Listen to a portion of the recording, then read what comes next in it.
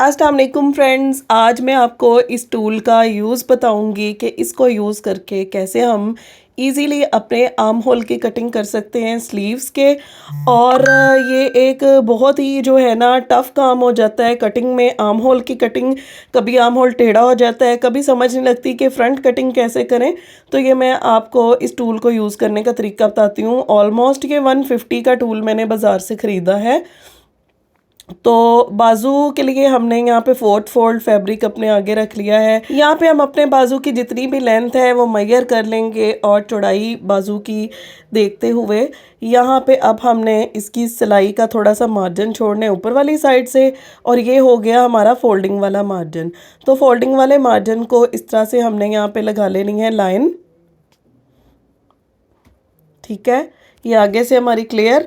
और इस साइड से आपने जो ना ये देखें फोर्थ फोल्ड फैब्रिक है, डबल में है।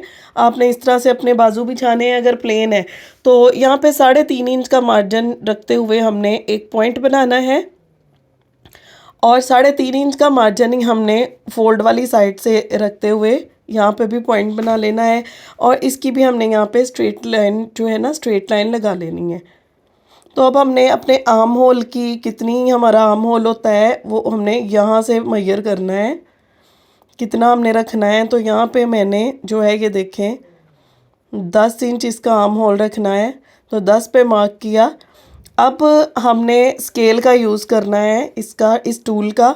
तो ये देखिए आर्म होल की शेप बनी हुई है और इसकी फ्रंट कटिंग को की शेप भी बनी हुई है। अगर इसको हम फोल्ड करें तो उल्टा साइड करें तो लार्ज साइज़ का आर्म होल कटिंग हो रहा है। तो यहाँ पे लार्ज में हम इसको सेट करेंगे।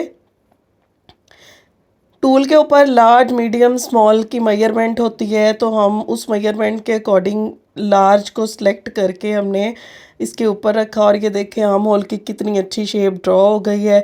यहाँ पे आपने अपने बाजू की लंबाई जो है ऑलरेडी फिक्स कर ली है। तो बाजू की फ़िटिंग कितनी रखनी है उस अकॉर्डिंग आपने फ़िटिंग का यहाँ पे निशान लगा लेना है।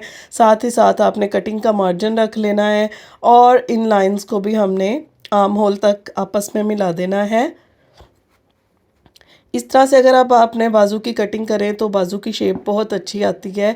आप भी ये टूल ले आएँ बाज़ार से और जो है आपकी जो है ऑलमोस्ट सारी टेंशन ख़त्म हो जाएगी। बहुत ज़्यादा यूज़फुल है, बिल्कुल भी ना टूटने वाली चीज़ है। एक बार आपके पैसे लगेंगे ओनली 150 रुपीज़, तो आपके जो है ना फ़ायदा हो जाएगा आपको। तो ये देखिए कितनी परफेक्ट सी शेप आई है इस टूल से।